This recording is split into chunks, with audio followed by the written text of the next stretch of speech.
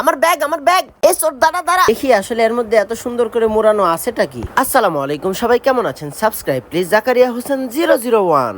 বৃষ্টির পরে বাজার করে আমি বাড়ির দিকে যাচ্ছিলাম, হঠাৎ করে রাস্তার ধারে আমার চোখ পড়লো, দেখলাম কি যেন একটা পলিথিনের মধ্যে মোড়ানো পড়ে আছে। তাই দেখে আমি আবার ওটা হাত দিয়ে তুললাম, ওইখানে আর না খুলে আমি একটু সাইডে আসলাম, যে আসলে দেখি আসলে এর মধ্যে এত সুন্দর করে মোড়ানো আছেটা কি। পলিথিনটা অনেক বড়, মনে তো হচ্ছে এর মধ্যে ভালো কিছুই আছে। তাই আমি খুব দ্রুত এটাকে খুলতে থাকলাম। খোলার পরে যা দেখলাম আপনারাও দেখলে অবাক হয়ে যাবেন। এত সুন্দর জিনিসটা রাস্তায় পড়ে আছে, আমরা তো দেখেই অবাক। এই লাইট দিয়ে তো ভিডিও করা যায়, অনেক কিছু হয়।